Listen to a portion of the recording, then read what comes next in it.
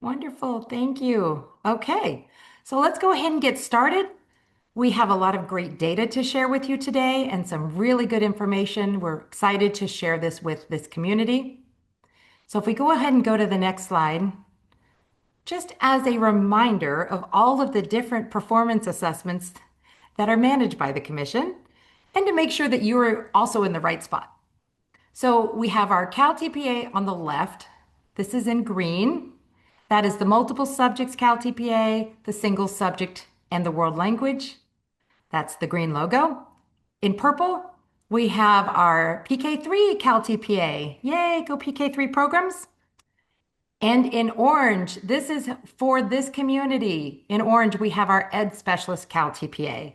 And this is now the 5 credential areas for the Ed Specialist group. So we have our mild, moderate, extensive support needs, deaf, hard of hearing, visual impairments, and early childhood special education. So welcome to all of those 5 different groups that are here today. And last but not least, in the teal colored logo, we have our CalAPA for the Administrator Performance Assessment. And let's move on to our agenda. So today we will have some introductions. We'll take attendance in the chat. We'll talk about our norms and our outcomes of what our hopes are for this meeting. We will go over our materials and resources with you. And then we have Dr. Reginald Nichols here from Evaluation Systems to go over our fall 2025 data. And then Marissa and I are going to break down some of that data for you. And we're going to talk about some areas, some bright spots, and some areas of concern. And then finally, we're going to talk about a survey that we have and some updates regarding next year's version 2. And finally, we'll close out with some announcements and some save the dates about upcoming events because we are halfway through this school year. You can believe it. All right, let's talk about some introductions. So your support team from the commission, and you know many of us, and we know you, and that's wonderful that we have really built this community up this year. So Juliet Wallleitner, she is our director of the Division of Research, Data, and Assessment that we lovingly call DREA. We are part of the DREA division that is part of the Educator Quality Branch. My name is Julie Holmes. I'm one of the consultants on the performance assessment team. And my role this year is mainly supporting with the CalTPA and Ed Specialist CalTPA math cycle, as well as cycle 1 for single subject and world language. I will pass it to Patricia to introduce herself. Hello, everyone. My name is Patricia Lane. I'm the newest member to the team, joining as a consultant, and I'm happy to be here. And I'll be working probably with Cal APA, but we're still figuring all that out. But I'm happy to be here with all of you today. And I'll pass it over to Marissa. Good afternoon, everyone. Marissa Luna Lopez. I'm another consultant on the performance assessment team and supporting Cycle 2 and the LPA as well as Cal APA. And Julie, I believe the additional Yep, Dawn. I just made a Perfect. co-host. Yep, Just making sure our interpreters here are part of the team, so we want to make they sure that are. they're able to pin themselves. So thank you. Thanks, Marissa. Pass it back to you, Julie. And I would like to introduce our interpreters today. We have Jennifer, and she will pass it back and forth to Dawn. We have Dawn as well. So Jennifer and Dawn, thank you for being here for us today. And now we will pass it to our evaluation systems team of Pearson. So I'll start with you, Reggie. You so much, Julie. Good afternoon, everybody. My name is Reginald Nichols. I'm the Director of Assessment Programs for Pearson. We are the technical contractor, work alongside of with the CTC and with you to make sure that our candidates are having a good experience and passing along some data and some research and some other information to you today. A lot of you have interacted with Lori Thornley, who works with us, and Dr. Xavier Webb also works with us. but I'm on point today. So welcome. Thank you, Reggie. Okay, let's move on to seeing who's in the room. So let's go ahead and test out the chat. Please introduce yourself with your name, your position, and your institution, and also add the credential area that you are supporting. If you are MMSN only, or if you are supporting VI or ECSE, if you could just put that information in the chat as well with your name, that kind of helps us know the groups that you are, the credential areas that you're supporting. And I'm sure there's more than one that I can see so far. Great. So while you're doing that, and thank you for being here, let's go over our norms for today. We ask that you please keep your microphone muted unless you are speaking. We will pause quite often throughout this presentation and take and read what's in the chat and answer questions. When we are finished as well at the end of our presentation, we will also we'll stay on board and we'll stay on the call and answer any questions. So there will be plenty of time. It is helpful, but not required if you keep your camera on, and we do understand if you're unable to do so. Please use the chat to post any questions that are related to any of the current topics that we're talking about. And we just ask that you keep those questions to a general focus, not program or candidate specific. That might be more of an email or another time that we need to really dig into some really specific information to help you figure that out. And then we just ask that you avoid multitasking during the webinar, just so you hear all the information. We have a lot to go over today.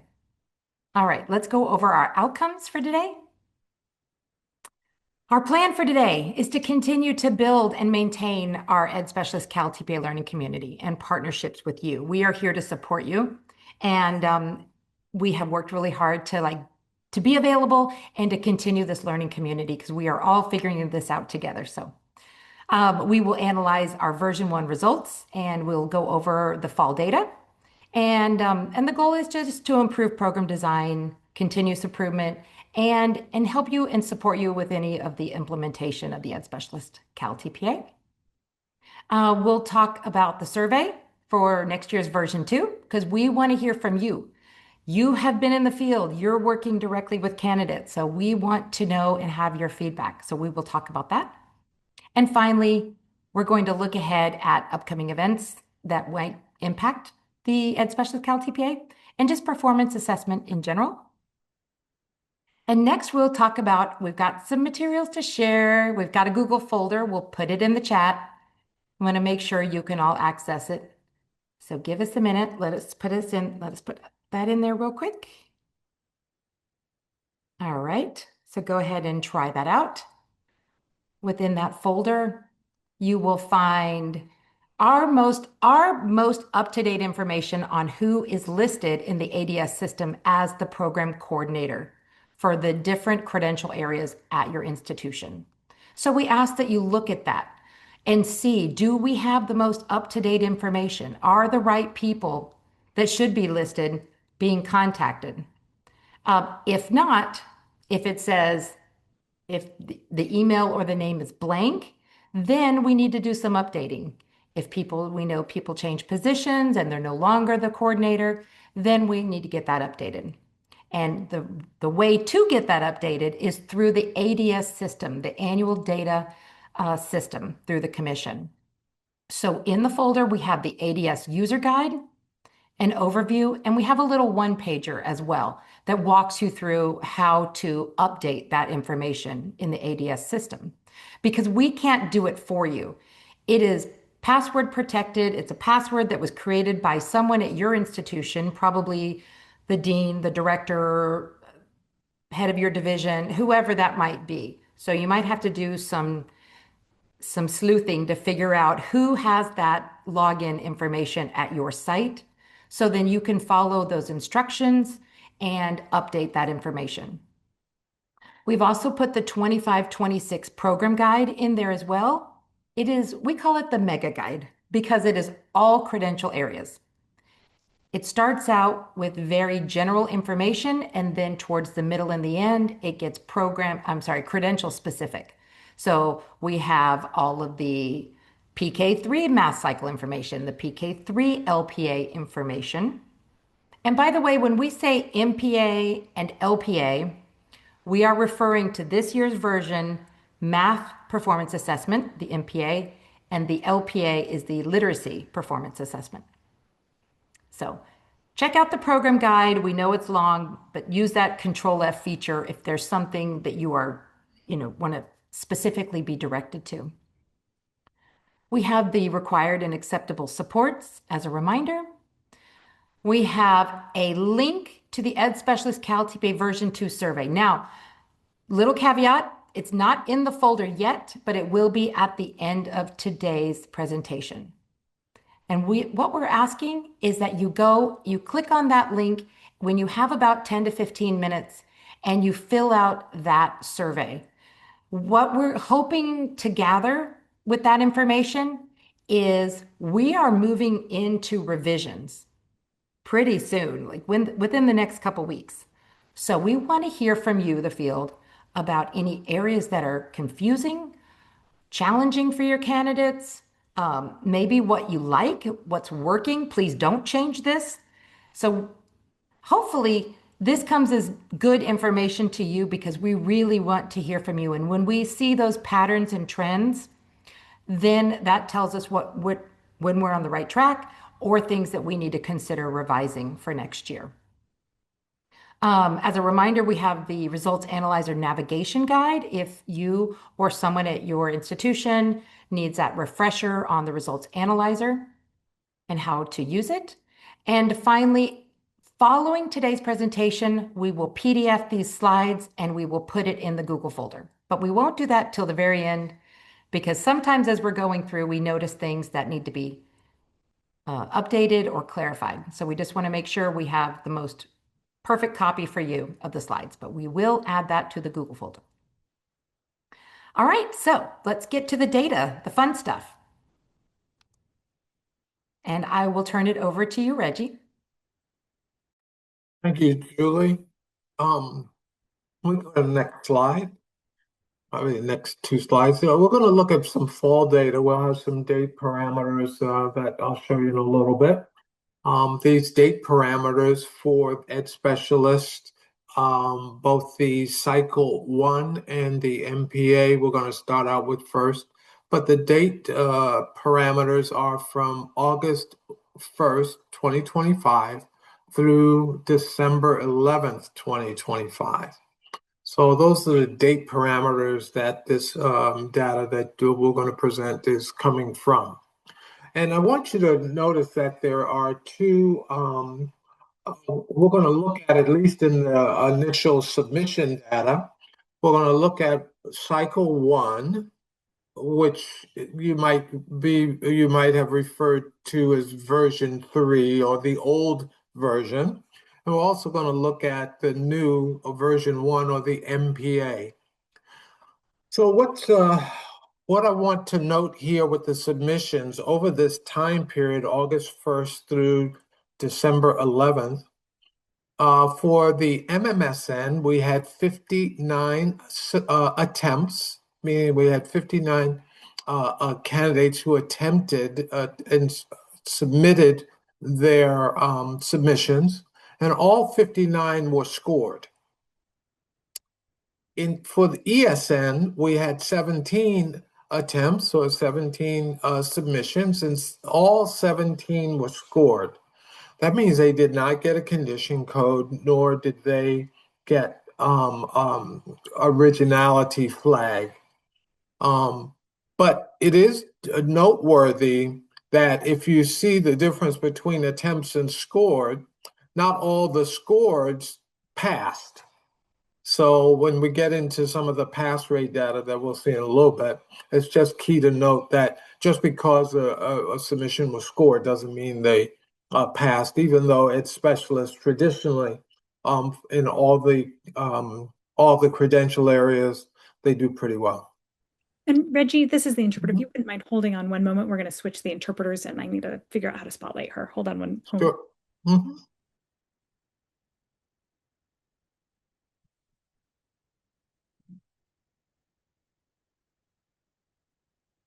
Okay, you're good to go. All right. Welcome, Don. Um, Below the second table are the version 1 submissions, the MPA, as Julie mentioned, the Math Performance Assessment.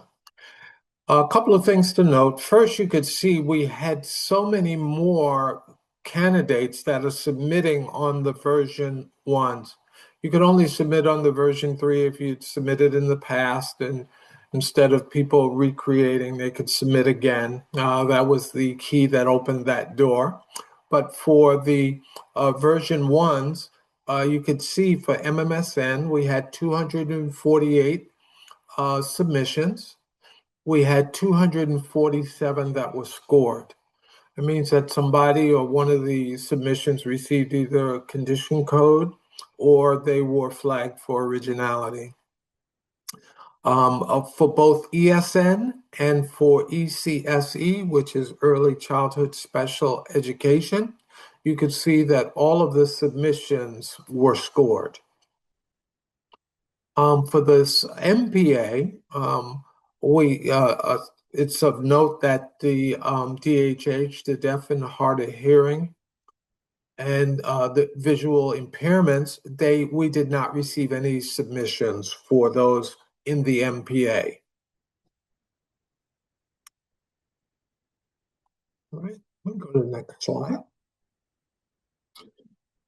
So we want to focus on the pass rates for version 1, just the new version. And we're also going to look at how the new version scored relative to rubrics, because the version 1 is going to be the one that we're continuing in the future. As you know, the version 3s will be retired after June 30th. So the first attempt pass rate for MMSN with our 247 submissions, we had 98% of those that passed on their first attempt, which is absolutely fantastic. We don't have any comparative data relative to what the pass rates were last year. The only ones we could compare it to is version 3, our older version, but that wouldn't be a fair comparison. Our ESN, we had 106 submissions and we had a 99% pass rate. And for ECSE, all of the submissions passed. So we had 100%. And again, DHH and VI had no submissions for the MPA.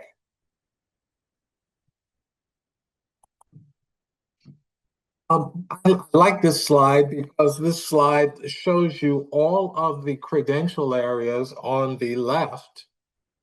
And we are looking at the rubric performance for the MPA.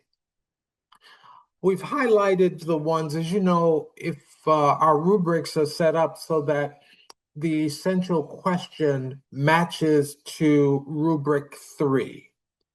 So we are expecting candidates to perform at least a 3 on the rubrics. The green areas show you all the ones that performed 3 and above. And the ones that are highlighted in red, we just want to pay some attention to them. And I like the way this is set up because you can see how each rubric performed by credential area. So for example, in MMSN and ESN, in rubric 1.1, we could see that all 3, and even in ECSE, all 3 of them performed below 3.0. But MMSN and ESN performed 2.7 and 2.6 respectively. So it's just something to look at and make note because those were the ones highlighted in red were the lowest performing rubrics in the MPA. for the various credential area. So MMSN, the lowest performing rubric was 1.1. For ESN, the lowest performing rubric was 1.1. And for ECSE, the lowest performing rubrics were 1.2 and 1.8. We do want to celebrate those. You could see that for ESN, the rubrics 1.2 through 1.8, but performing above average, above what we expect candidates to do. So, and that's a great thing. And again, DHH and VI did not have any submissions, so there's no data for that. Next slide. Some bright spots that we want to just lift up. The new version, the pass rates are 98% or above for MMSN, ESN, and ECSC. Traditionally, Ed Specialist CalTPA, the candidates have done very well, but they're continuing to do well in this new version. Also, the strong mean rubric scores observed for 1.5, 1.6, and 1.7 in steps 2 and step 3 for the MPA is something that we should make mention of, because it just shows us that the mean rubric scores are high and candidates are doing well across credential areas in 1.5, 1.6, and 1.7. Over to Julie to talk about some areas of growth. All right. Thank you, Reggie. This is Julie. So based on that data, and that is really incredible data, Ed Specialist Group. I mean, those are fantastic. That's just fantastic results for version 1. But from that, and looking at the MPA, it looked like some candidates were really struggling and receiving a lot of 2s on rubric 1.1. And that is a pretty hefty rubric. So we wanted to kind of break it down, talk about it, make any clarifications that might be needed, because I've been giving this a lot of thought on why this particular rubric might be a struggle for candidates. And there's a lot of critical concepts in this particular rubric, as you know, as you are very aware, I'm sure. So let's talk about it and look at this data and see what, we can always, I'll pause after this slide and we can talk about it and see what you might think as well. One other issue that dawned on me is that much of this data, I'm sorry, not data, but much of this information goes into the Part B lesson plan.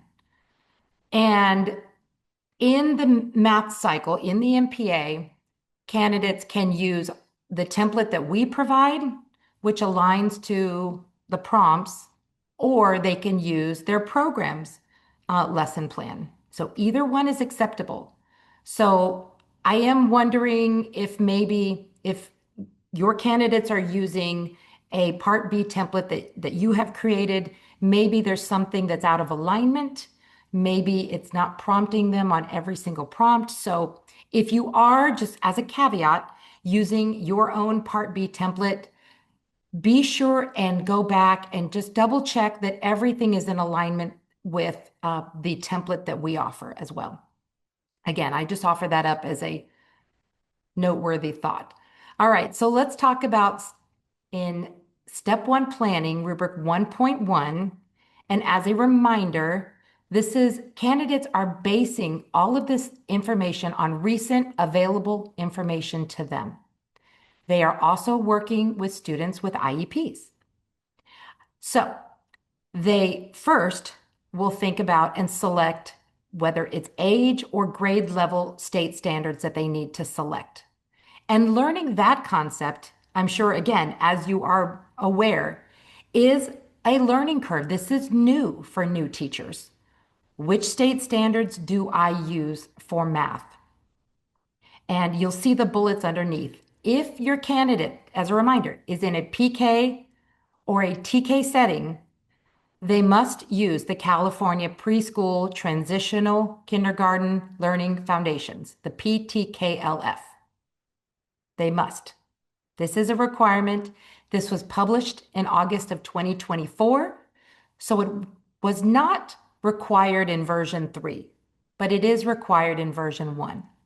So reminder to your candidates in those clinical settings. If your candidate is in a kinder up through 12th grade or even in adult transition program, ATP, they would use the California Common Core State Standards for Math, the CCSSM. So just as a reminder, they're selecting those age or grade level state standards. I will also mention, because we get this question a lot, many ed specialists are teaching in a combo type setting where they are working with 4th through 6th graders, as an example. So we are asked often, do they need to select state standards for each of those grade levels that they are supporting? And the answer is no. They would select one of those state standards that makes the most sense for the student population that they are working with. So if they are in a 4th through 6th grade setting and that candidate has determined that based on their recent available information to them, that selecting 4th grade state standards would be best for that student population, then that is fine. So we just wanted to clarify that if that is an issue for your candidates. And also to mention, if the focus student is eligible and for the core content connectors, the CCCs, that might be developmentally appropriate instead of using the California Common Core State Standards for Math. So again, this is based on the student population. What is best for the students that they are teaching? Are they selecting those grade level standards? Or if focus student is eligible or focus students are eligible, should they be using the core content connectors? And those are aligned to grade level. So again, that's that choice point for your candidates. And that is, of course, a huge learning curve to really look at that information, dig into those state standards, pour through that information, and make that determination. This is why the CalTPA and the Ed Specialist CalTPA is so deeply embedded in coursework, because that alone is a big step. And as we look at the pyramid, and these are again, the critical concepts in 1.1, they are developing one math lesson. And that math lesson, again, is based on the math content and the math practice, and they create that learning goal. That learning goal is how they scaffold those state standards that they've selected, and they scaffold it and make it useful for what they are teaching for that math lesson. Again, content and practice, they go hand in hand. Can't have one without the other. And luckily, we are not seeing that many candidates leave off the math practice. When we launched version 1, we had that fear that many of the candidates would have a math content learning goal, but not include the practice. So I just wanted to say kudos to all of you who are working with candidates on this. We are really not seeing that as a big issue. So thank you. Continue to work with your candidates and encourage them, as they are working on the MPA content and practice, to write their learning goal and then write their ALD, which is their academic language learning goal as well. So they have those two learning goals that are aligned. And if you notice in rubric 1.1, the academic language learning goal must be aligned to the math learning goal. It would not be something completely separate. We want this is their one math lesson, and we want to know what is that academic language goal that the candidate has set so that the student or students are really understanding the math content and practice. Next, we have how the candidate creates their safe and positive learning environment. So again, this is new for candidates. They may have just started their clinical placement. They may not have those norms and systems in place yet and structures. So it's very important to be encouraging them, talking through that with them on how they are going to be doing that. This is also something that their cooperating teacher or mentor can support with. Leveraging assets and interests and/or interests. So, how are they going to, based on what they know about their students, how are they going to really leverage and build on the assets and/or the interests that their students already have? How can they utilize that to really help the students in their class better understand that math understanding? So this is too something that's really important for candidates to think through, for you to talk about that, maybe that culturally responsive pedagogy, talk about interest, talk about how are they really deeply getting to know all of the students in their class so that they can best use that information to plan that math lesson. They are engaging students in higher order thinking skills. This may or may not be the first time that your candidates have been exposed to what are higher order thinking skills. How can I utilize that in this environment with the population that I'm teaching? The higher order thinking skills definition is in the glossary. If this is not something that you are embedding in coursework, I would encourage you to really review this with your candidates and how they are thinking through how they are going to really tap into the thinking of their students. Next is monitoring student learning. How do you know that they're learning? How are you going to monitor that? And it's one thing to monitor, but what does that tell you? Why are you doing it that way? How are you going to get that formative information that your students are learning? What is it going to be? So again, new concepts. And finally, this is just in the Ed Specialist CalTPA, is how the Ed Specialist candidate is really collaborating and facilitating that instructional support personnel in the classroom. And the instructional support personnel is really any qualified adult. It might be the paraprofessional, it might be the cooperating teacher, it might be their mentor, if they're co-teaching in a classroom, it might be speech and language pathologist, it might be the OT, any qualified adult that is also supporting the student population that they're working with. So I hope that this helps a little bit. And I see in the chat, and thank you for putting that in on the Part B template, the link for the core content connectors is incorrect. Oh, thank you, Devin. Okay, well, that's not good. So we need to get that out to the field. So thank you for letting us know that.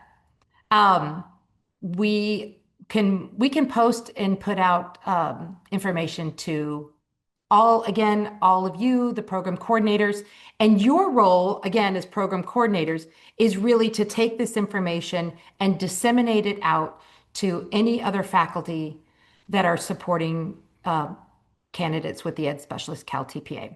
So please take this information, pass it along widely to any faculty or any cooperating teachers or any mentors that are supporting candidates, because we hope that this is of use to you. Again, we just picked rubric 1.1 for the MPA because that had kind of rubric scores of 2.4, 2.6. Candidate, that means a level 2, again, that it is passing, but it means that something in one of or more of those constructs is vague or unclear or minimal. So just to be thinking through these critical concepts and thinking, where might my candidates need a little bit more support? Is it selecting the state standards? Is it learning how to write a learning goal? Is it leveraging assets or interests? Is it monitoring learning? So just to be thinking about that. And we can go on to the next slide because I want to talk about as this is more as a reminder about focus students because we do have these 5 credential areas and they're all a little bit different. By design, they were designed this way to give candidates the most flexibility for their setting. Um, and there are things that we, the team, have noticed that we want to change for version 2 for next year. So currently for version 1, here is the focus student requirement. For mild moderate, they plan and teach a math lesson to a group. A group is two or more, including, that includes, not in addition to, their 3 focus students with IEPs that are ages TK and older. So if they are in that type of setting, if they are earning the mild moderate credential, then they are planning for a group and that can include their 3 focus students. I hope that is clear. Marissa and I have battled this all year because it it's a little bit confusing in my opinion because they plan for 2, but that includes 3 focus students. We understand. Um, so in essence, it's saying that you're planning for 3, right? At a minimum, because you're planning for 3 focus students. But it was written this way because in the video, in part 2, I'm sorry, in step 2, it can be the candidate plus 2 students. And it is assumed that the other focus student is in the room hearing the instruction. So again, apologies. We do understand that this is a little bit unclear. This is a level 2. This is an example of a level 2 right here. Next, for extensive support needs for our ESN credential holders, they plan a math lesson for 3 focus students with IEPs, and they teach that lesson to their 3 focus students that are ages TK and older. However, I believe in the ESN and ESN community, you can agree with me or not, but I need to go back to the guide, but I'm pretty sure that when so they plan for 3, plan in step 1, but when they get to step 2 to teach, they can teach all 3 or they can teach just 1. So if they teach just 1, remember they plan for 3, but they decide to teach for 1, which is in the guide, I believe, and that is their choice. Then when they get to the reflection in step 3, and let's say they only taught focus student 1, then on the reflection question for focus student 2 and 3, they would put NA because they chose to teach the 1. Oh, hopefully that's clear, but I'll pause right after this and we'll take questions. For our deaf and hard of hearing, they're planning and teaching a math lesson to 1 focus student, or they could teach the 1 focus student plus any additional students who might require similar support. And those are students on an IEP, ages 3 or older. Early childhood, special ed, they're planning and teaching a math lesson to 1 focus child or the focus child plus any additional children who require additional support with an IEP ages 3 through kindergarten. And you'll notice we say child for early childhood special education, not student. And finally, for visual impairments for our VI group, they would plan and teach a math lesson to a focus student with an IEP ages 3 and older. So they are only planning for 1, they're only teaching 1, they're only reflecting on 1. And I'm going to pause here because we've gone over a lot of MPA data. We've gone through rubric 1.1 and we've talked about focus students. Does anyone want to put in the chat any questions, or does anyone want to shine any light on rubric 1.1 and why why that rubric might be lower than some of the other rubrics?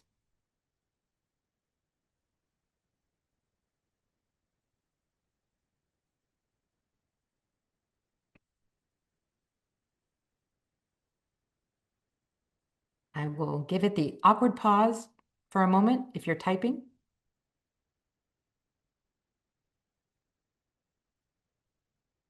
Okay, that's good news. And now we're going to move into LPA. I'll pass it back to you, Reggie. Thank you, Julie. Now we're going to look at the LPA data. Let me go to the next slide. Again, the same date parameters, August 1st through December 11th. For the LPA, for the cycle 2 of version 3, we had 59 attempts and 59 of those submissions were scored, all 59 for MMSN. And for ESN, we had 17 submissions and 17 of all 17 of those submissions were scored. Now, when we look down at the LPA or version 1, we could see we had 72 submissions for the LPA, and 69 of those submissions were scored. Again, not just because they're scored doesn't mean they passed, but they were scored means that they did not have any condition code that kept them from scoring, or any they were not flagged for originality. In the rest of the LPAs for ESN, ECSE, all the attempts were scored. And you could see that in the LPA, we had 5 DHH submissions. All 5 of them were scored. And we did not have any VI submissions for either the MPA or the LPA.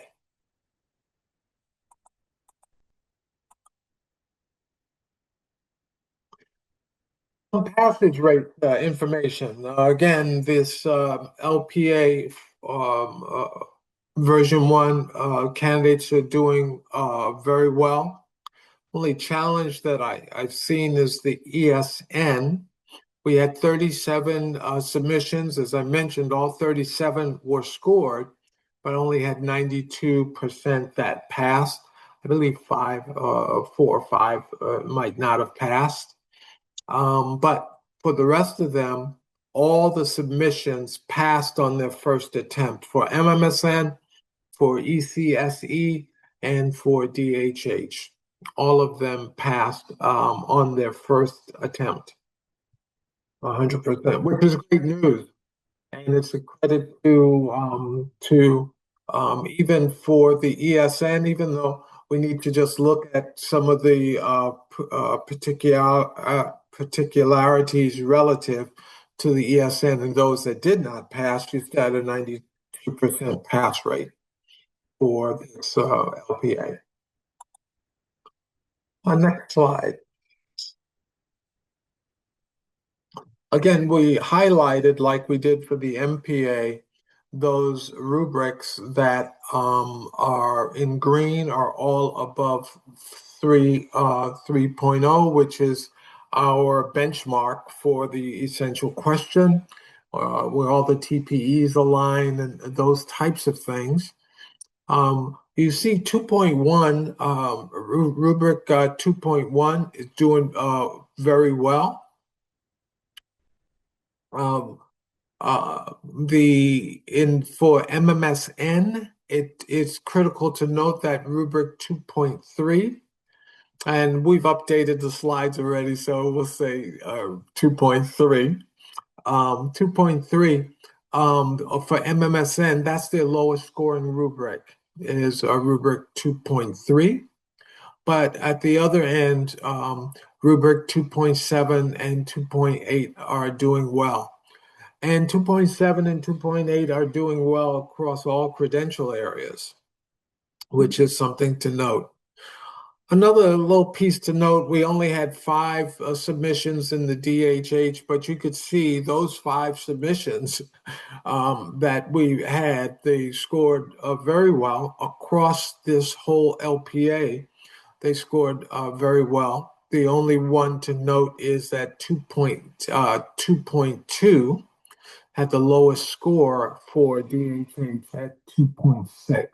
The rest are above 3 and some even above 4, which is the highest scores that we've seen from a credential area on rubrics. So this is something to note. But if anyone is here from the EPP or faculty from that works with students in this credential area, it'd be interesting to note the 2.2. What is the anomaly there? Because there's definitely an anomaly there. Um, 2.4 is doing well. And again, 2.7 and 2.8 are doing very well. ECSE, it'd be those that work with those students in that credential area. It'd be interesting to look at 2.5 and 2.6 to see if there are any things or clarifying language or things that we need to do relative to those two rubrics. And in ESN, it'd be interesting to look at 2.3 and 2.6.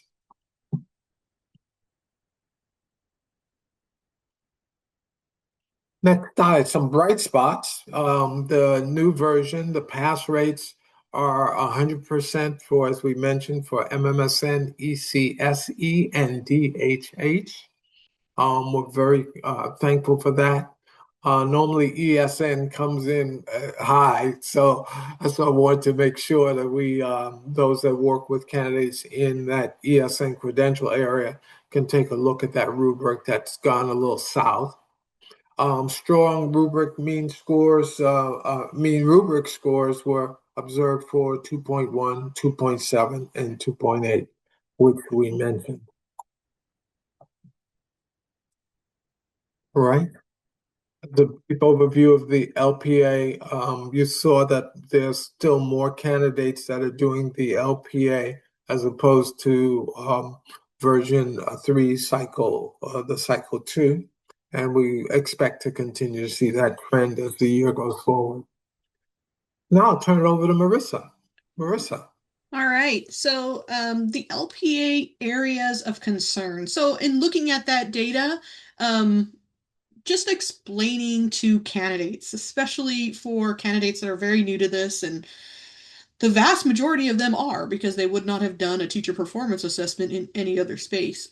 Understanding that a 3 meets the teacher performance expectation, and that 3-level column is where the candidate needs to start and where they need to understand that that meets the teacher performance expectation.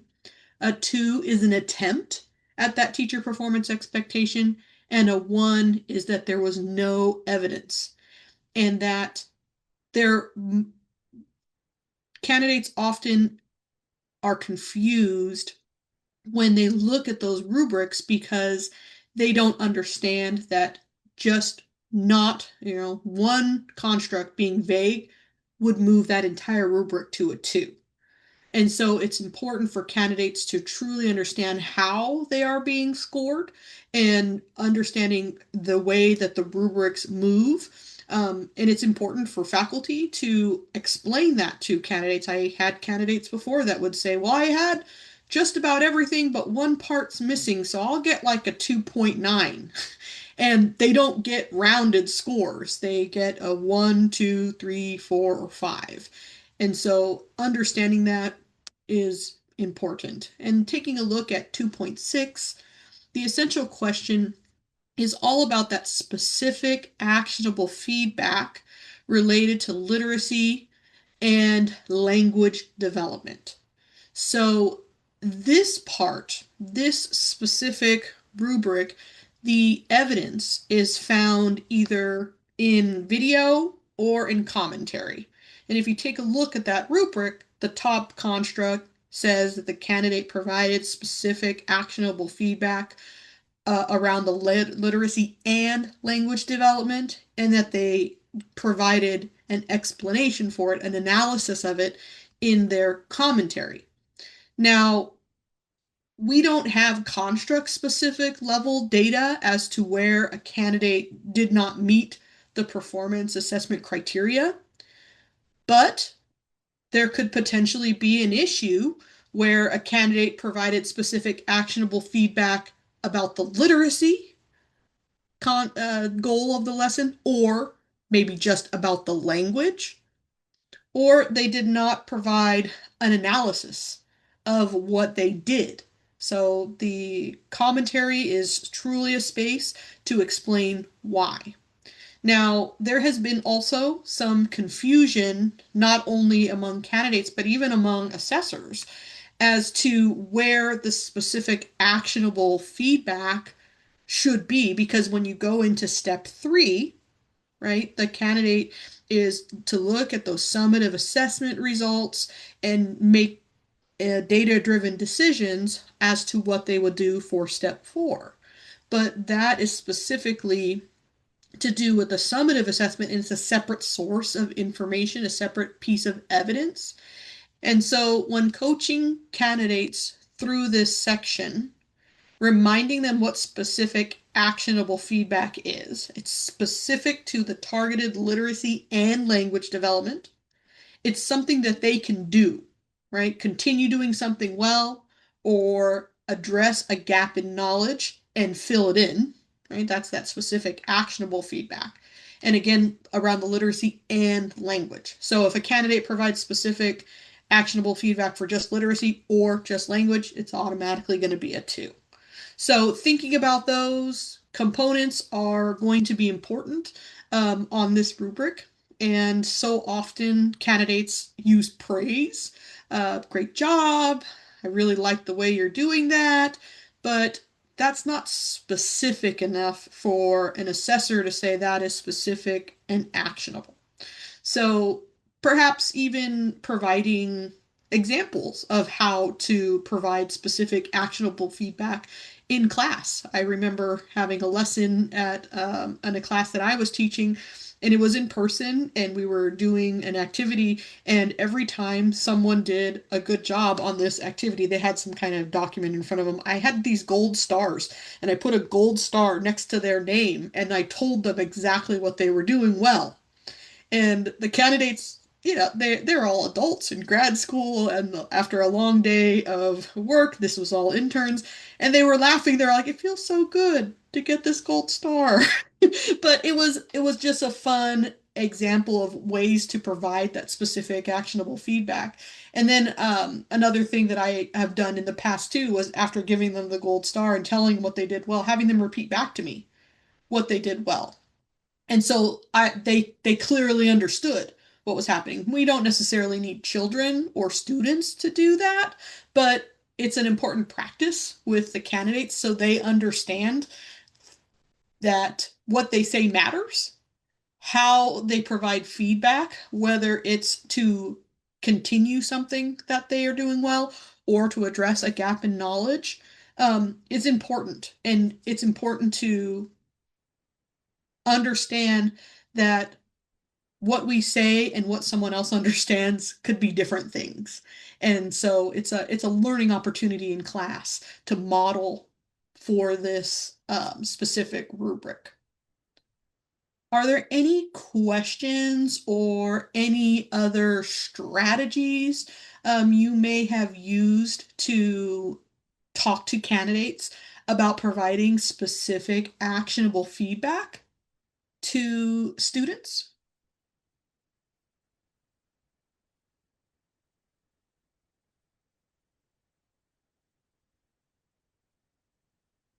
I can share something that I did with my interns.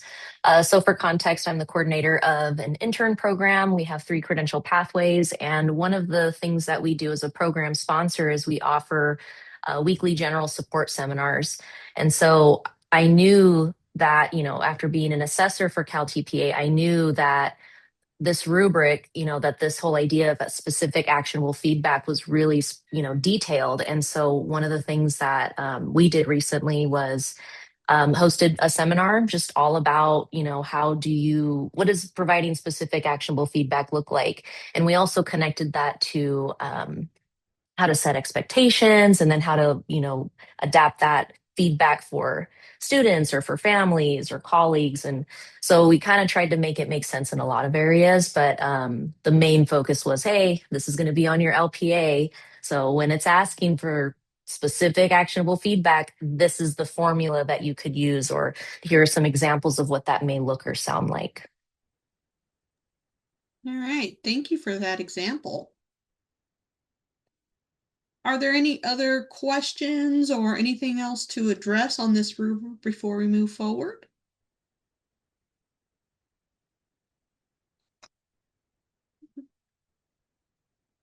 All right.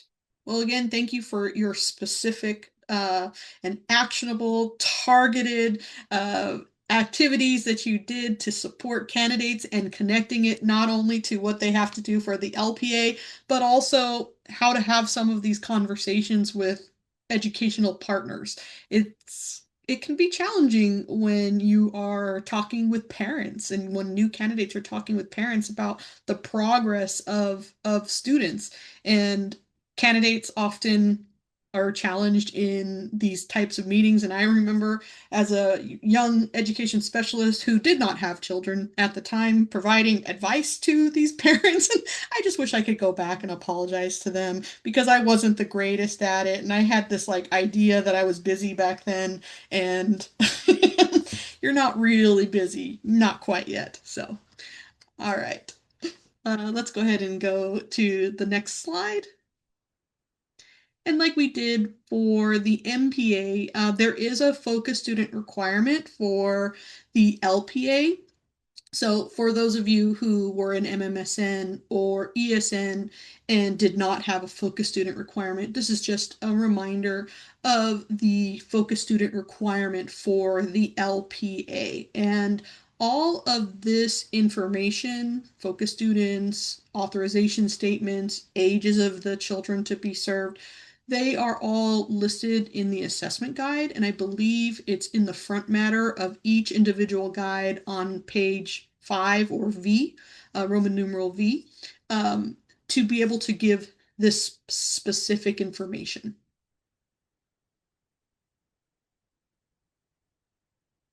All right, let's go ahead and turn it back over to Julie to talk about some condition codes. Thanks, Marissa. This is Julie. All right, let's go talk about it. It has changed quite a bit. So for this year's new version, here's the update around condition codes. Only technical related condition codes remain. If you have been doing the Ed Specialist CalTPA for years, you have probably noticed a huge difference this year because as we look at that second bullet, all of the content related condition codes have been eliminated. They have been built into rubrics, so it is still scoreable, and that is what is important. We want to have a full, complete submission. Even if there is a content-related issue, it is not condition coded and returned to the candidate. Instead, it is scored. What might be a technical issue, what might be condition coded, is if the candidate has uploaded a file, a video that cannot be opened, or it is missing audio, or it's incoherent, we can't understand it, or they have a document that's missing. Perhaps they uploaded the same template twice, and that means one of the templates is missing. So that's not a complete submission. So that is important update for you to share with your candidates because these 25, 26 assessments, these version 1 assessments, these revised rubrics, they do allow the assessor to evaluate and score rather than return it back due to any content-related issues. And we shared at the bottom of this slide the link so that you can bookmark the EdSp CalTPA submission requirements and condition code page for reference. And I'll pause there because I think our interpreters are switching. Okay, fantastic. So let's look at the next slide, which has our high frequency condition codes. We'll start out with version 3. This was the 24-25 version, but we know some candidates are still completing this version. So this is a mix of data from cycle 1 and cycle 2. There was the D8 condition code, where the candidate might not have provided 3 to 5 lessons, but only 5 candidates received that condition code. Because as we all know, version 3 is tapering down and not as many candidates are taking this one. And B20, 4 candidates received this condition code. The step 4 video clip is from their step 2 teach and assess instruction. Both of those condition codes have since been embedded into rubrics for the new version. So those condition codes only apply to version 3. And then as we look below to version 1, the D1 condition code, 4 candidates received this so far in the fall, where the document file was blank or illegible or could not be opened. So something to note. And what we have seen or noticed is that candidates often upload the same document twice in a space. So that might be something to review with your candidates to make sure that they are file naming, giving a file name that really signifies that that is a complete and final template, and that they are not misnaming them when they go to finally review and submit.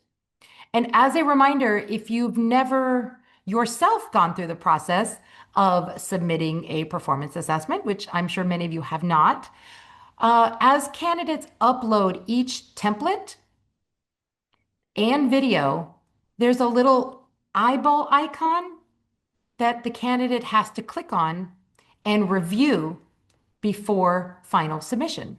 So as they upload template A, template B, template C, they have to click on that eyeball icon and double check that the correct template is submitted. So just a reminder for all of you, but these numbers are really low.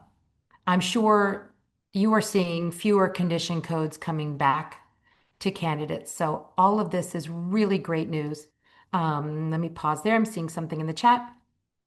If a candidate receives a condition code for submitting a duplicate file, would they have to re-register, pay again, and resubmit the original?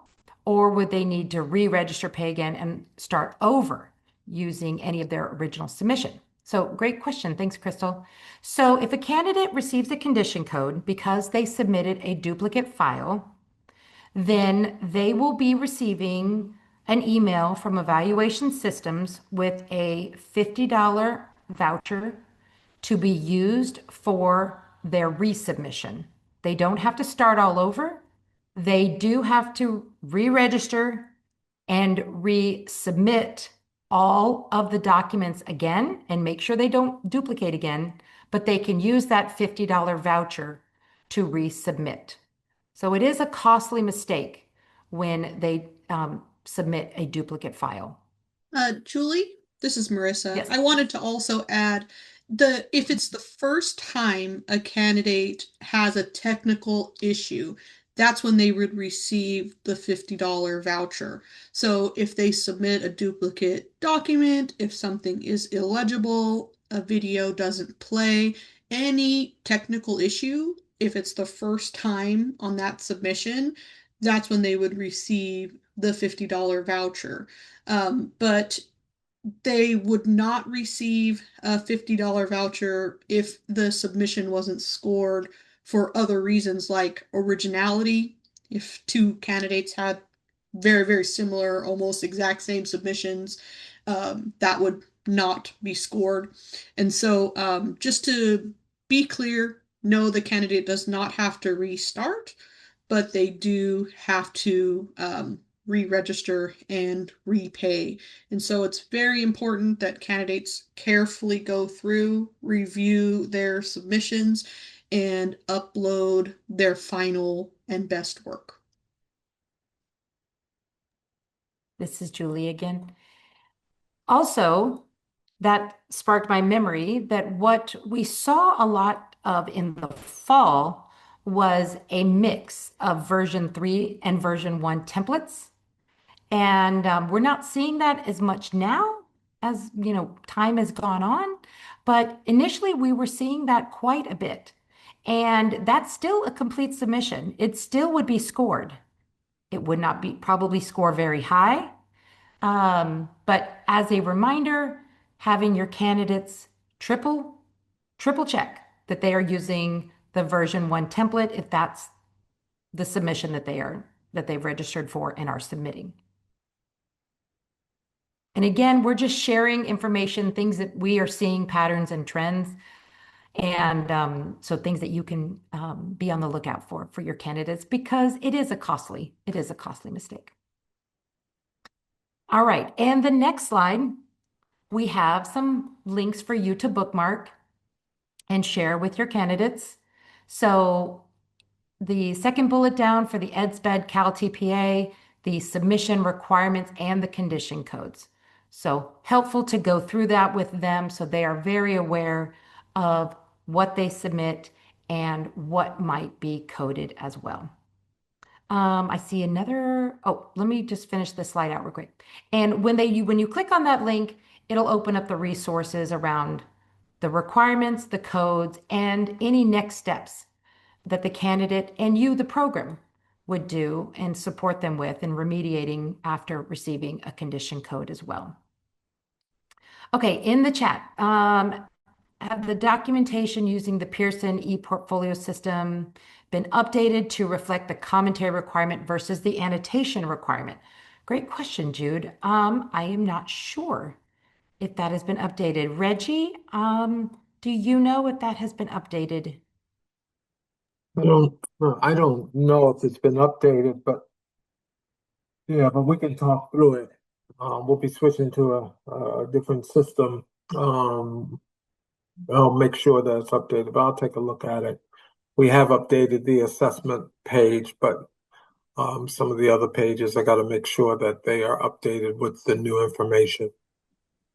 It was it was very helpful for my students. I just told them to make sure that, in this new version that we're no longer calling it annotations and the formatting is incorrect. But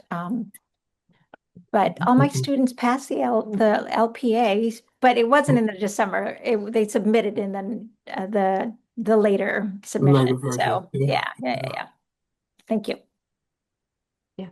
And in the guide, it's also listed the things to submit, and there are walkthroughs about how to submit your portfolio, but I'll check if the documentation has been updated relative to commentary.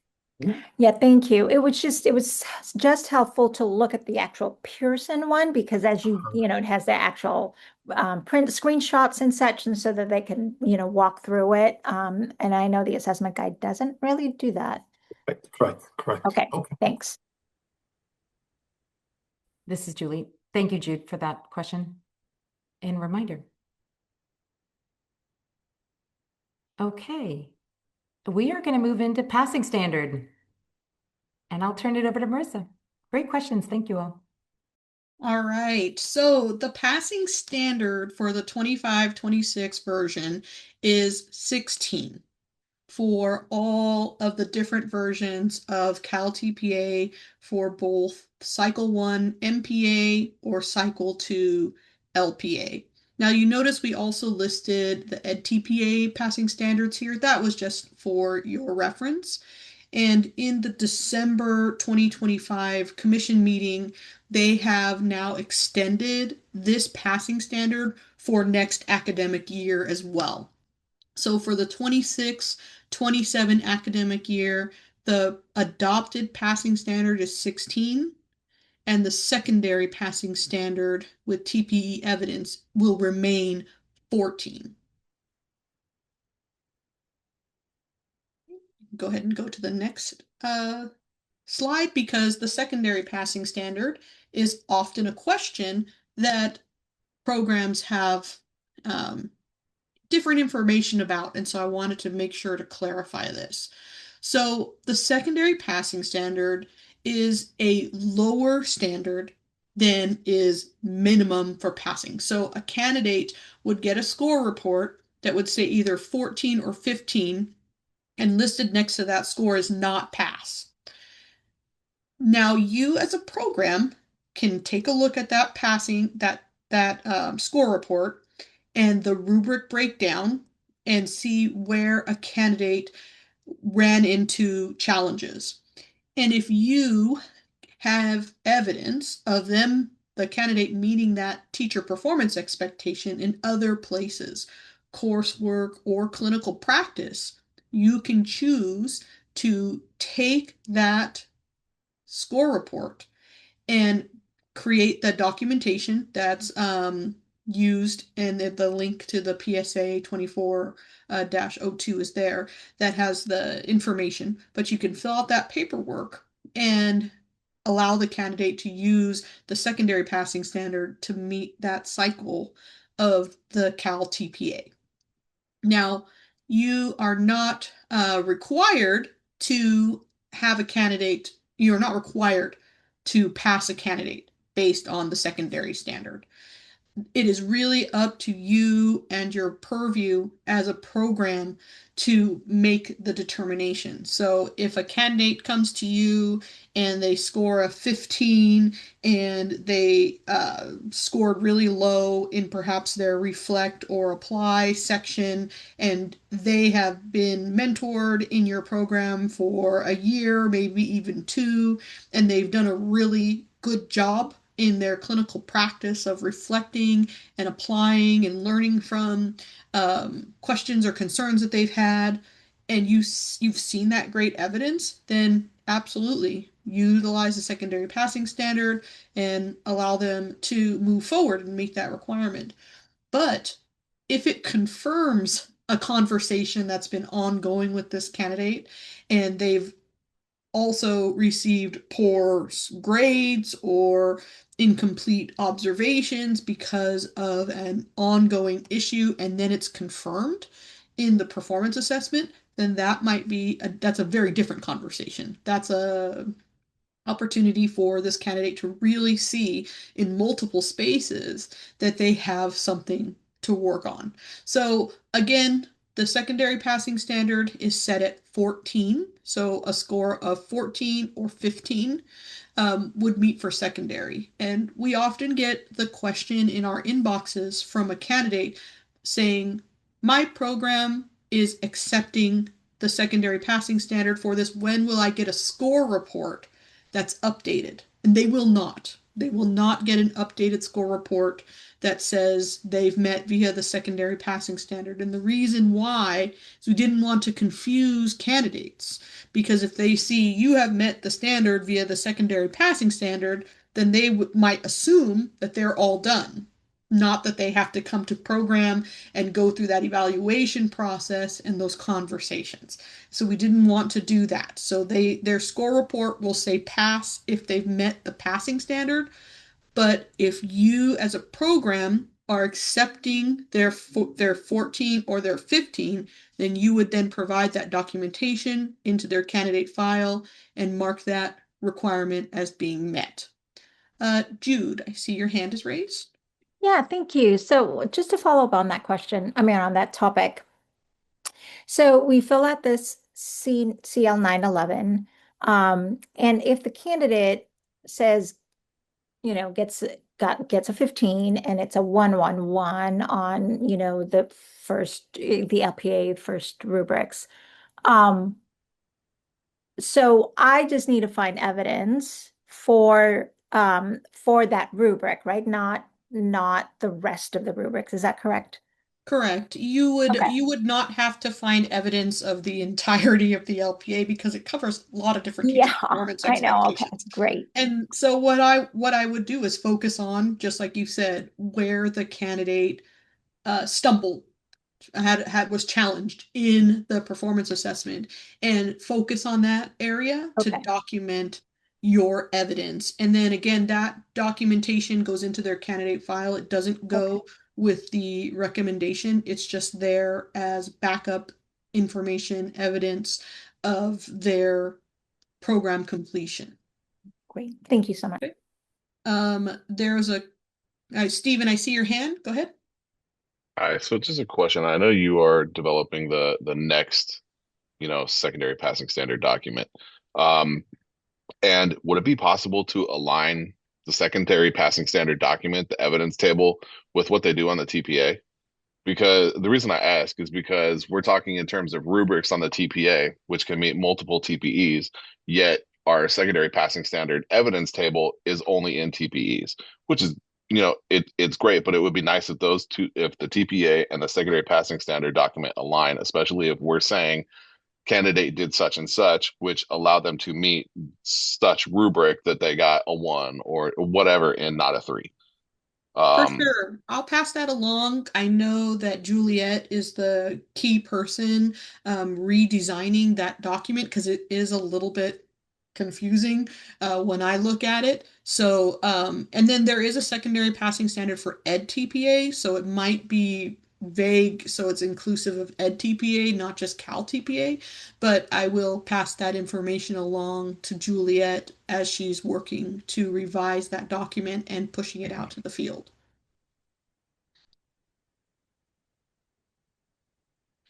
And then there's another comment about issues arise when candidates receive an email from Pearson. We are required, Pearson is required to provide an email to a candidate that says they may meet the secondary passing standard. Yeah. And Could we that make that language be a little bit, at least state something about that it is up to the institution? I know when they call the CTC or they show up on your Wednesday meetings, you guys clarify that for them. But they'll go to the president of the university to say that this is what I got from Pearson, that you're supposed to give it to me. And they don't even give us time to take a look at it. They just escalate right away. So I would love it if the communication had some language that explained a little bit more clearly about that there is a process at your university and your college of education they must adhere to before they can recommend you. That'd be great. Thank you. Absolutely. We'll make sure to bring these points up with Juliet. Like I said, she is the main point person on these things, and we are developing these documents for the next, iteration to align with these passing standards and updated passing standards. So thank you for that feedback. Yeah, no, it can be confusing for a candidate when they get this letter and and having a hard conversation with a candidate can be a challenge if they think that they are entitled to something when they are not. It's more of an evaluation process that needs to be conducted um, according to your institutional policy. Are there any other questions about the secondary passing standard or the passing standards going into next academic year?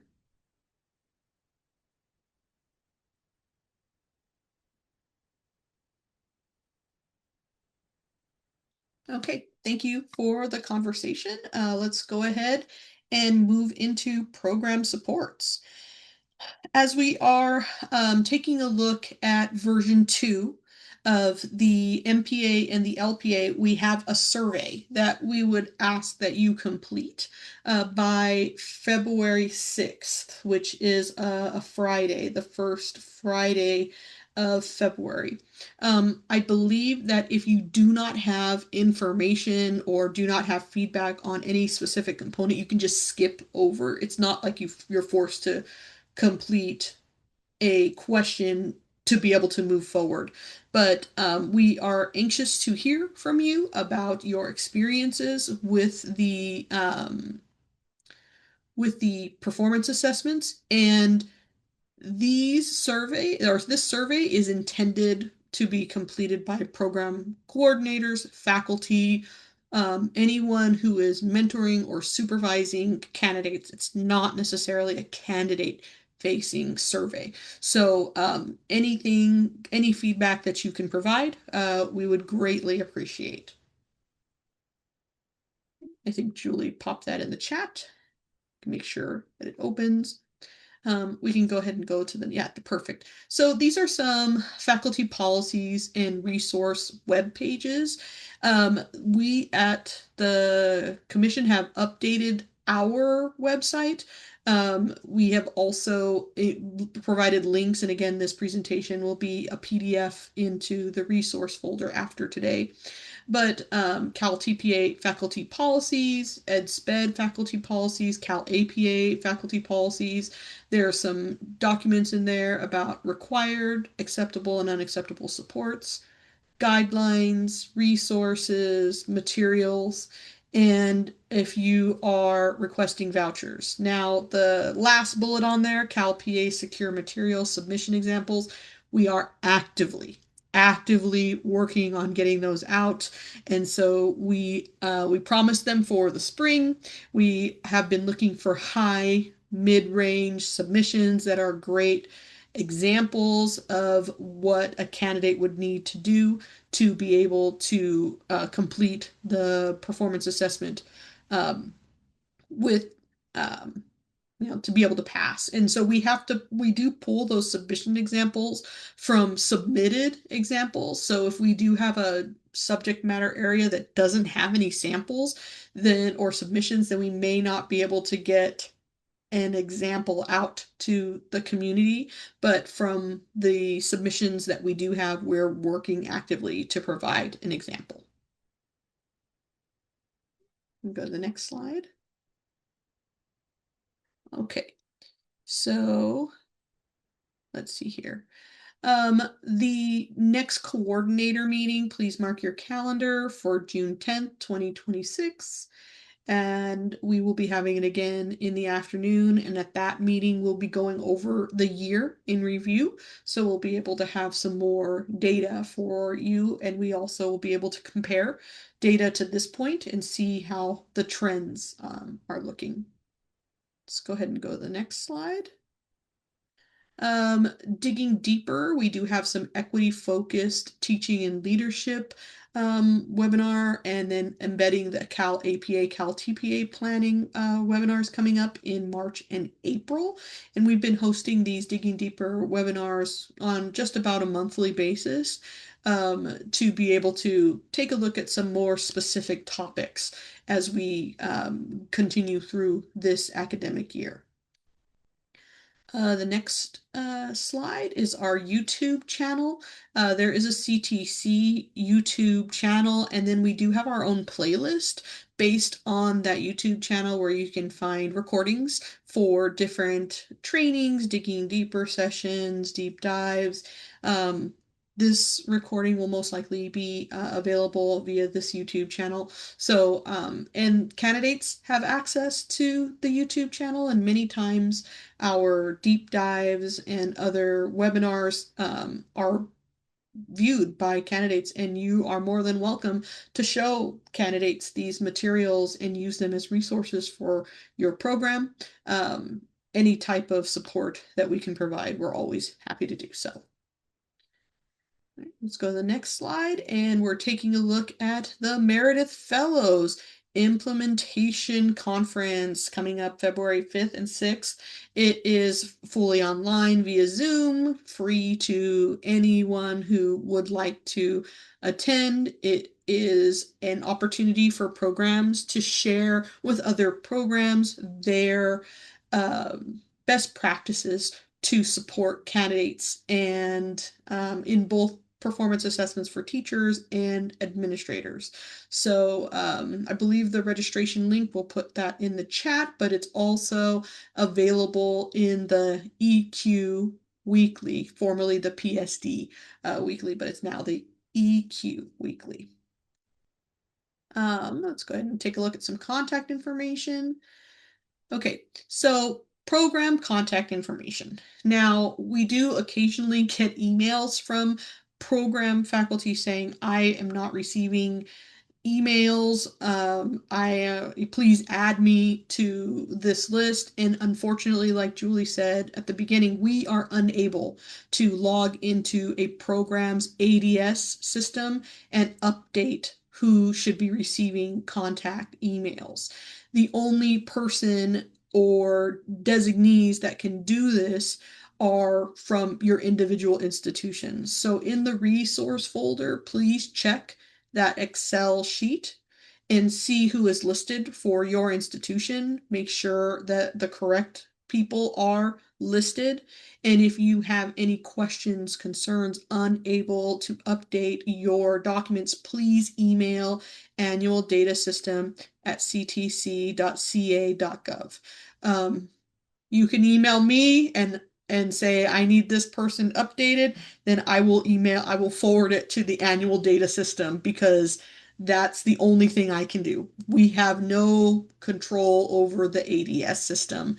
And when emails are sent out for reminders of these meetings, it's often based on that list.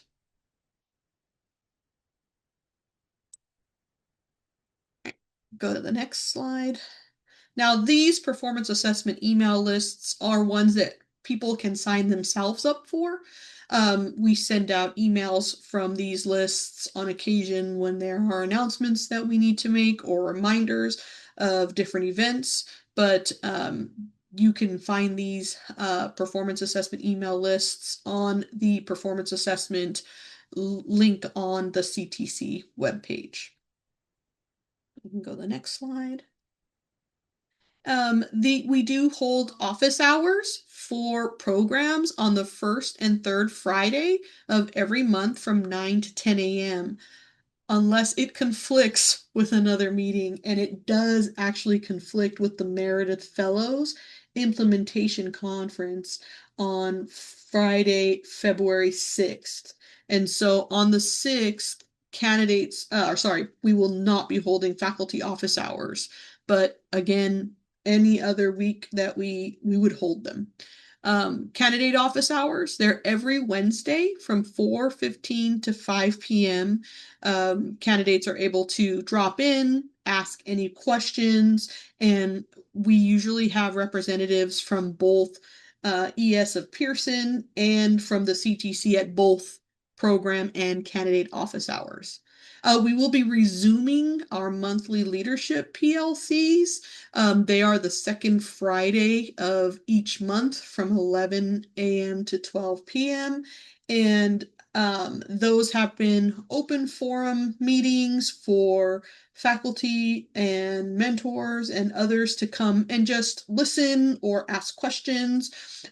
We did hold one in the fall where we had a lot of questions about editing videos and uploading documents. So we even asked an IT representative from the CTC to come and talk to programs about different tools that they have available and be able to support programs around that technology component. So if you have registered previously for those monthly PLCs, the links remain the same, but we do update this in the EQ Weekly and publish this on the website.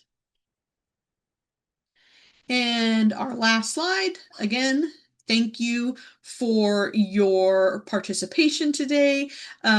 We do have the EdSp CalTPA inbox that you may send individual questions to. We also have a link here to the CTC website.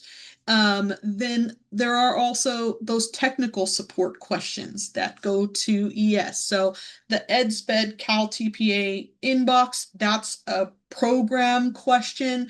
I have a question about the LPA step 2, this template, or something like that, that would go to that inbox. But if you have a question because we were doing group registration last night in class and one of the candidates was unable to log in because they had another whatchamacallit, my apologies. They had another Email? account with Pearson that was tied to their social security number, but it's an email address that they no longer have access to.